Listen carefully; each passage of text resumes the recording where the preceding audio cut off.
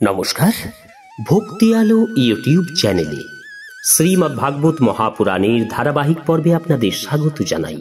আজকের পর্ব কুবেরের নিকট ধ্রুবের বড়লাভ এবং বিষ্ণুলোক প্রাপ্তি।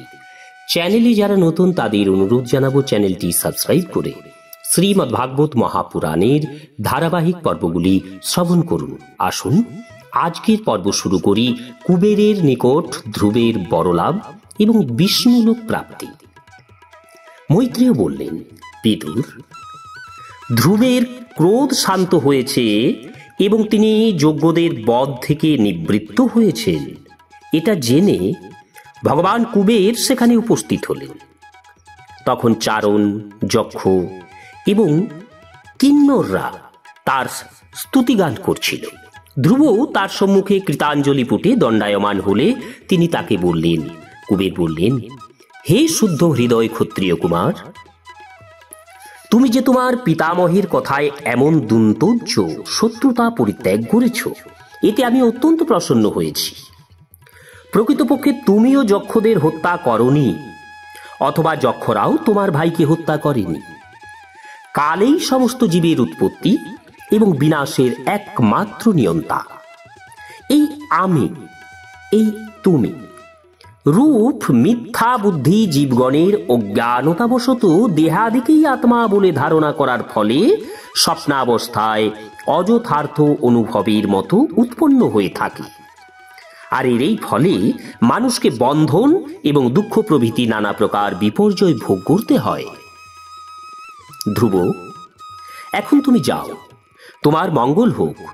সংসার বন্ধন থেকে মুক্ত হওয়ার জন্য তুমি সর্বভূতে সমদৃষ্টি সম্পন্ন হয়ে সর্বভূতাত্মা ভগবান শ্রীহরির ভজনা করো। তিনি সংসার পাশের ছেদনকর্তা। সংসারের সৃষ্টি প্রভৃতি নিমিত্ত তিনি নিজের ত্রিগুণাত্মিকা মায়া শক্তি দ্বারা যুক্ত হয়েও প্রকৃতপক্ষে তার অতীত। তার চরণ কমলেই সকলের পক্ষে ভজনীয়। প্রিয় ধ্রুব, আমরা শুনেছি যে তুমি সর্বদাই ভগবান পদ্মনাভের শ্রীচরণ কমলের একান্ত সন্নিকটে অবস্থান করো। সুতরাং তুমি বড়লাভের অত্যন্ত যোগ্য পাত্র। হে রাজন, তোমার মনোমত যে কোনো বর তুমি নিঃসংকোচে এবং নির্ভয়ে আমার কাছে চেয়ে নাও। মৈত্রেয় বললেন, বিদুর, যক্ষরাজ কুবের এইভাবে মহামতি মহাভাগবত ধ্রুবকে বর গ্রহণের জন্য বিশেষভাবে অনুরোধ জানালে তিনি তার কাছে প্রার্থনা করলেন যেন তার হৃদয়ে শ্রী ভগবানের ধ্রুবাস্মৃতি নিত্য জাগরুক থাকে, যার দ্বারা দুস্তর সংসার সমুদ্র অনায়াসেই পার হওয়া যায়। তখন ইলোবিলা পুত্র কুবের অত্যন্ত প্রসন্ন মনে তাকে সেই অবিচলিত ভগবত স্মৃতি প্রদান করলেন এবং তার চোখের সামনেই অন্তর্হিত হয়ে গেলেন। ধ্রুব এরপর নিজের রাজধানীতে ফিরে এলেন। অনন্ত রাজকার্যে রত থাকার সময়ে ধ্রুব প্রচুর দক্ষিণাযুক্ত বহু সংখ্যক যজ্ঞের দ্বারা যজ্ঞেশ্বর ভগবানের আরাধনা করেছিলেন। যজ্ঞের প্রয়োজনীয় দ্রব্যাদি, তৎসম্পর্কিত ক্রিয়া এবং যজ্ঞের দেবতা, এইরূপ সর্বাঙ্গ সমন্বিত কর্মের যে ফল, তা স্বরূপত শ্রী ভগবানই। আবার এই কর্মফলের দাতাও তিনি। ক্রমশ সর্বোপাধিক বিবর্জিত সর্বাত্মা ভগবান উচ্চতির প্রতি প্রবল ভক্তির স্রোতে ধ্রুবের অন্তঃকরণ প্লাবিত হয়ে গেল। ফলে নিজের মধ্যে এবং সর্বভূতে তিনি সেই সর্বব্যাপী পরমাশ্বরকেই বিরাজমান দেখতে লাগলেন। সেই পরমেশ্বরকে দেখতে দেখতে রাজ্যপালক হিসাবে ধ্রুব সদাচার সম্পন্ন, বেদ ও ব্রাহ্মণের প্রতি শ্রদ্ধাবান, দরিদ্রদের প্রতি বিশেষ সহানুভূতিশীল এবং ধর্মীয় নিয়মসমূহের রক্ষাকর্তা ছিলেন। তার প্রজাবিন্দু তাকে নিজেদের পিতার মতো শ্রদ্ধা করত। এইভাবে বিভিন্ন ঐশ্বর্য ভোগের দ্বারা নিজের শুভ কর্মফল এবং অভোগ বা ভোগ ত্যাগ অর্থাৎ যজ্ঞাদি অনুষ্ঠানের দ্বারা অশুভ কর্মফল, এই উভয়েরই ক্ষয় সাধন করে ধ্রুব ৩৬,০০০ বৎসর পৃথিবীকে শাসন করেছিলেন। সংযতেন্দ্রিয় মহাত্মা ধ্রুব এই প্রকারে ধর্ম, অর্থ এবং কামের যথাযথ সম্পাদনের দীর্ঘ সময় যাপন করে নিজের পুত্র উৎকলকে রাজ সিংহাসন সমর্পণ করলেন। এই সমগ্র বিশ্ব প্রপঞ্চ অবিদ্যারচিত স্বপ্ন এবং গন্ধর্ব নগরীর মতো বিভ্রমাত্মক এবং প্রকৃতপক্ষে মায়া দ্বারা আত্মাতেই কল্পিত। এইরূপ মনে করে এবং নিজের শরীর, স্ত্রী, পুত্র, মিত্র, সৈন্যবাহিনী, সমৃদ্ধ রাজক্রোশ, অন্তপুর, সুরম্য বিহারভূমি এবং সমুদ্র পর্যন্ত বিস্তৃত রাজ্য এসবেই কালের গ্রাসে পতিত হয়েই আছে বিবেচনা করে তিনি বদরিকাশ্রমে চলে গেলেন। সেখানে তিনি পবিত্র জলে অবগাহন করে ইন্দ্রিয় সমূহকে বিশুদ্ধ অর্থাৎ শান্ত করলেন। তারপর স্থিরাসনে উপবিষ্ট হয়ে প্রাণায়ামের দ্বারা বায়ুকে বশীভূত করে মনের দ্বারা ইন্দ্রিয়গণকে বাহ্য বিষয় থেকে প্রত্যাহার করে শ্রী ভগবানের স্থূল বিরাট স্বরূপের মনকে নিয়োজিত করলেন।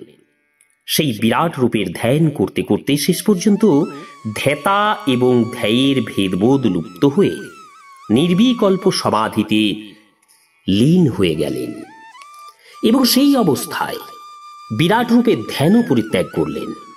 এইভাবে ভগবান শ্রীহরির প্রতি নিরন্তর ভক্তিরসের আবেশে আনন্দাশ্রুর বন্যায় তার নয়নদ্বয় মুহুর্মুহু প্লাবিত এবং হৃদয় দ্রবীভূত হয়ে যাচ্ছিল এবং সর্বাঙ্গ রোমাঞ্চিত হয়ে উঠেছিল। দেহাভিমান লুপ্ত হয়ে যাওয়ার ফলে তার আমি ধ্রুব এইরকম স্মৃতিও আর অবশিষ্ট ছিল না। এই সময় ধ্রুব আকাশ থেকে একটি অপূর্ব সুন্দর রথ নেমে আসতে দেখলেন। তার প্রভায় 10 দিক আলোকিত হয়ে উঠেছিল, যেমন পূর্ণিমার চন্দ্রের উদয়ে হয়। সেই রথে 2 দেবশ্রেষ্ঠ আরূঢ় ছিলেন। তারা উভয়ই চতুর্ভুজ, শ্যামবর্ণ, কিশোর বয়স্ক, রক্তপদ্মের মতো আরক্ত নয়ন বিশিষ্ট ছিলেন এবং শোভন বস্ত্র, কিরীট, হার, অঙ্গদ এবং মনোহর কুণ্ডল ধারণ করেছিলেন। গদার উপরে শরীরের তার অর্পণ করে তার দণ্ডায়মান ছিলেন তারা। এরা 2 ভগবান পুণ্যশ্লোক শ্রী হরির সেবক এবং তার পার্শ্বদের মধ্যে প্রধান তা বুঝতে পেরে ধ্রুব সসম্ভ্রমে উঠে দাঁড়ালেন এবং ব্যস্ততার বশে তাদের পূজাবিধির ক্রম বিস্মৃত হয়ে কেবলমাত্র ভগবান মধুসূদনের নাম উচ্চারণ করতে করতে হাত জোড় করে তাদের প্রণাম করলেন। ভগবান শ্রীকৃষ্ণের চরণ কমলেই ধ্রুবের চিত্ত তখন নিবিষ্ট হয়ে যাওয়াতে তিনি অঞ্জলিবদ্ধ হস্তে বিনম্রভাবে গ্রীবা নত করেই অবস্থান করতে লাগলেন। তখন সুনন্দ এবং নন্দ নামক শ্রীহরির বিশেষ প্রিয় সেই পার্শ্বদ্বয় তার কাছে গিয়ে প্রীতচিত্তে সস্মিত বদনে বললেন। সুনন্দ এবং নন্দ বললেন, হে মহারাজ, আপনার মঙ্গল হোক। আপনি অবহিত চিত্তে আমাদের কথা শুনুন। আপনি তো মাত্র 5 বছর বয়সেই তপস্যার দ্বারা সর্বেশ্বর ভগবানকে প্রসন্ন করেছিলেন। আমরা 2 সেই নিখিল জগতের নিয়ন্তা ভগবান সাগ্যপানের সেবক। আপনাকে ভগবত ধামে নিয়ে যাওয়ার জন্য আমরা এখানে এসেছি। যে স্থান অন্য সকলের পক্ষেই একান্ত দুর্লভ, মহাজ্ঞানী সপ্তর্ষিগণ পর্যন্ত যেখানে আরোহণ করতে না পেরে নিচে অবস্থান করে, কেবল সেদিকে উৎসুক দৃষ্টিপাত করেন মাত্র। সূর্য, চন্দ্র প্রভৃতি সকল গ্রহ এবং নক্ষত্রসমূহ যাকে প্রদক্ষিণ করে থাকে, সেই পরম দুষ্প্রাপ্য বিষ্ণুপদের অধিকার আপনি আপনার ভক্তি প্রভাবে লাভ করেছেন। সুতরাং চলুন, সেখানে অধিষ্ঠিত হবেন। প্রিয় ভক্তবর, আজও পর্যন্ত আপনার কোনো পূর্বপুরুষ অথবা অপর কেউ সেই ধামে অধিষ্ঠান করতে সমর্থ হননি। সর্বলোকের বন্দনীয় বিষ্ণুর সেই পরম পদে আপনি এসে অধিষ্ঠিত হন। হে দীর্ঘায়ু ধ্রুব, পুণ্য শ্লোক ও চূড়ামণি শ্রী ভগবান আপনার জন্য এই উৎকৃষ্ট রথ পাঠিয়েছেন, আপনি এতে আরোহণ করুন। মৈত্রেয় বললেন, বৈকুণ্ঠাধিপতি শ্রীহরির প্রধান পার্শ্বদ্বয়ের সেই মধুস্রাবী বাক্য শুনে শ্রী ভগবানের পরম প্রিয়পাত্র ধ্রুব প্রথমে স্নান করে সন্ধ্যা বন্দনাদি নিত্যকর্ম সমাপন করলেন এবং ভগবত ভৃত্যের পরিচায়ক চিহ্নস্বরূপ তিলকাদি মাঙ্গলিক ভূষণে সজ্জিত হলেন। এরপর বদরিকাশ্রম নিবাসী মুনিগণকে প্রণাম করে তাদের আশীর্বাদ গ্রহণ করলেন। সেই উত্তম রথটিতে ধ্রুব পূজা এবং প্রদক্ষিণ করলেন এবং পার্শ্বদ দুজনকেও বন্দনা করলেন। এই সময় ধ্রুবের দেহে স্বর্ণের মতো উজ্জ্বল কান্তি প্রকাশ পাচ্ছিল। তিনি সেই দিব্যরূপ ধারণ করে সেই রথে আরোহণ করতে উদ্যত হলেন। এই সময় উত্তানপাদ নন্দন ধ্রুব দেখলেন স্বয়ং মৃত্যু মূর্তি ধারণ করে তার সম্মুখে উপস্থিত হয়েছেন। তিনি সেই মৃত্যুর মস্তকে চরণ স্থাপন করে সেই অদ্ভুত রথে আরোহণ করলেন। অর্থাৎ মৃত্যুর বশ্যতা স্বীকার না করে, তার সাহায্যে স্থূল দেহের অবসান না ঘটিয়ে সেই লৌকিক দেহেই বা সশরীরে ধ্রুব সেই অলৌকিক ধামে গমন করেছিলেন। এই সময় আকাশে দুন্দুবি, মৃদঙ্গ, পনব, ঢাক, মাদল এই জাতীয় বাদ্যযন্ত্র প্রভৃতির মাঙ্গলিক বাদ্যধ্বনি উত্থিত হল। শ্রেষ্ঠ গান্ধর্বগণ গান করতে লাগল এবং পুষ্পবৃষ্টি হতে লাগল। রথে আরূঢ় হয়ে জ্যোতির্লোকের পথে গমনোদ্যত ধ্রুবের নিজের মাতা সুনীতির কথা বিশেষভাবে স্মরণে উদিত হল। তিনি ভাবতে লাগলেন, আমি আমার দীন ও দুঃখিনী জননীকে ছেড়ে একাই সেই দুর্লভ বৈকুণ্ঠ ধামে গমন করব। সুনন্দ এবং নন্দ ভগবত পার্শ্বদ্বয় ধ্রুবের হৃদয়ের অভিলাষ বুঝতে পেরে তাকে দেখিয়ে দিলেন যে তার মাতা সুনীতি দেবী সামনেই অপর একটি রথে আরোহণ করে গমন করছেন। আকাশপথে বিভিন্ন স্থানে রথারূঢ় দেবতাগণ ধ্রুবের প্রশংসা করতে করতে তার উপরে পুষ্পবর্ষণ করছিলেন। এইভাবে পথ অতিক্রম করার সময় তিনি ক্রমশ সূর্যাদি জ্যোতিষ্ক এবং গ্রহসমূহকে দর্শন করলেন। সেই দিব্য রথে আরোহণ করে ধ্রুব লোকত্রয় অতিক্রম করে সপ্তর্ষি মণ্ডলেরও পরপারে ভগবান বিষ্ণুর নিত্যধামে উপনীত হলেন এবং এইভাবে তিনি অবিচল গতি, অবিনশ্বর স্থিতি লাভ করলেন।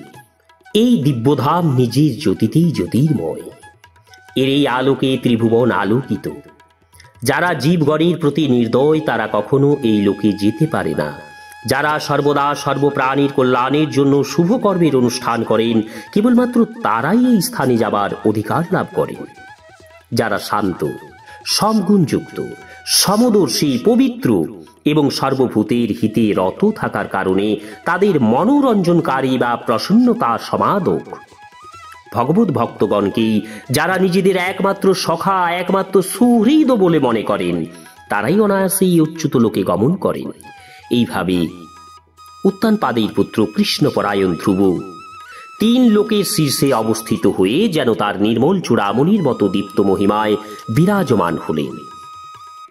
কুরুনন্দন বিদুর পক্ষশস্য মর্দনের সময়ে কেন্দ্রস্থ বন্ধন স্তম্ভে বা মেধিতে আবদ্ধ গোসমূহ যেমন তার চতুর্দিকে ভ্রমণ করে, ঠিক সেই রকমই এই বিশাল জ্যোতিষচক্র সেই ধ্রুবলোকের সঙ্গে যেন রজ্জু দ্বারা আবদ্ধ হয়ে তাকে কেন্দ্র করে নিরন্তর প্রবল বেগে পরিভ্রমণ করে চলেছে। এই লোকের মহিমা দর্শন করে দেবশ্রী ভগবান নারদ প্রচেতাগণের মতো বীণা বাজিয়ে এই তিনটি শ্লোক গান করেছিলেন। নারদ বলেছিলেন, পতিপরায়ণা সুনীতির পুত্র ধ্রুব তপস্যা দ্বারা বিপুল শক্তি সঞ্চয় করে যে গতি লাভ করেছেন, বেদবাদী মুনিগণ ভাগবত ধর্মের তত্ত্ব আলোচনা, দার্শনিক বিচার ইত্যাদির সাহায্যে সেই গতি লাভ করতে পারেন না, এতে কোনো সন্দেহই নেই। সুতরাং এ বিষয়ে রাজাদের আর কথা কি? আহা, তিনি মাত্র 5 বৎসর বয়সে বিমাতার বাক্যবাণী মর্মাহত হয়ে ব্যথিত হৃদয়ে বনে চলে গেছিলেন এবং সেখানে আমার উপদেশ সুচারুরূপে অনুসরণ করে তিনি কেবলমাত্র নিজ ভক্তগণের গুণেরই বশীভূত হয়ে থাকেন সেই অজিত প্রভুকে, অর্থাৎ কোনো অসুর বা অন্য কারো দ্বারা পরাজিত হননি, যিনি সেই অপরাজেয় ভগবান নারায়ণকে জয় করেছিলেন। মাত্র 5 অথবা 6 বৎসর বয়সেই ধ্রুব অল্প কিছুদিনের তপস্যায় ভগবানকে প্রসন্ন করে তার পরম পদ লাভ করেছিলেন। তার অধিকৃত সেই স্থানে কি এই সমগ্র ভূমণ্ডলের অপর কোনো ক্ষত্রিয় বহু বর্ষ তপস্যা করেও আরোহণ করার কথা চিন্তাও করতে পারবে? মৈত্রেয় বললেন, বিদুর, তুমি আমার কাছে উদার কীর্তি ধ্রুবের চরিত কথা সম্বন্ধে যা জানতে চেয়েছিলে তা আমি তোমার কাছে সবিস্তারে বর্ণনা করলাম। এই ধ্রুব চরিত্র সজ্জনদের দ্বারা বহু প্রশংসিত এবং আদৃত বিষয়।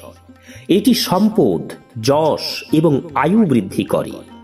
এটি পবিত্র এবং পরম মঙ্গলজনকও বটে। এর দ্বারা স্বর্গ এমনকি ধ্রুব লোক প্রাপ্তি পর্যন্ত হতে পারে। মানুষকে দেবত্বে উন্নীত করতে সক্ষম। একান্ত শ্লাঘনীয় এবং পাপ নাশক হল এই আখ্যান। ভগবত ভক্ত ধ্রুবের এই পবিত্র চরিত্র যিনি শ্রদ্ধার সঙ্গে বারবার শ্রবণ করেন তার ভগবত ভক্তি লাভ হয়, যার ফলে তার সমস্ত দুঃখ বিনষ্ট হয়। যিনি এই চরিত্র শ্রবণ করেন তার শীলাদি অর্থাৎ সদাচার প্রভৃতি গুণ লাভ হয়। যিনি মহত্ব লাভে ইচ্ছুক, এর দ্বারা তার মহত্ব সাধিত হয়, তদুপযোগী স্থান লাভ হয়। এর থেকে তেজকামী ব্যক্তির তেজ লাভ হয়, মনুষ্যগণের মান বৃদ্ধি প্রাপ্ত হয়। পুণ্যশ্লোক ধ্রুবের এই মহৎ চরিত্র প্রাতকালে এবং সন্ধ্যায় দ্বিজগণের সভায় একাগ্র চিত্তে কীর্তন করা উচিত। ভগবানের পরম পবিত্র শ্রীচরণে যার একমাত্র আশ্রয়, সেরূপ যে ব্যক্তি নিষ্কামভাবে পূর্ণিমা, অমাবস্যা, দ্বাদশী বা শ্রবণা নক্ষত্র, ত্রৈঃস্পর্শ, ব্যতিপাত, সংক্রান্তি অথবা রবিবার, এই সকল তিথি, নক্ষত্র, বার ও যোগ বিশেষ উপলক্ষে শ্রদ্ধাপরায়ণ ব্যক্তিগণকে এই চরিত্র শ্রবণ করাবেন, তিনি নিজেই অন্তরাত্মায় প্রসন্ন অনুভব করবেন। সিদ্ধি লাভের তার বিলম্ব হবে না। ধর্মপথের এটি একটি দিক নির্দেশক ও মৃতময় জ্ঞান স্বরূপ। ভক্তিতত্ত্বের রহস্য সম্পর্কে এটি অনভিজ্ঞ যিনি তাদের এই জ্ঞানের আলোক বিতরণ করেন, সেই দীনবৎসল কৃপালু সজ্জনের প্রতি দেবতারাও কৃপা বর্ষণ করে থাকেন। যিনি বালক বয়সে ক্রীড়নকের খেলনা প্রতি আসক্তি এবং মাতার গৃহ পরিত্যাগ করে ভগবান বিষ্ণুর শরণ নিয়েছিলেন, যার পবিত্র কর্মসমূহ সর্বলোকের কালে বিখ্যাত হয়ে আছে। হে কুরু বংশাবতংশ বিদুর, এই সেই ধ্রুবের চরিত্র আমি তোমার কাছে বর্ণনা করলাম। নমস্কার, রাধে রাধে। আজকের পর্ব এখানেই শেষ করছি। আগামী পর্ব ধ্রুব বংশের বর্ণনা, রাজা অঙ্গির চরিত্র।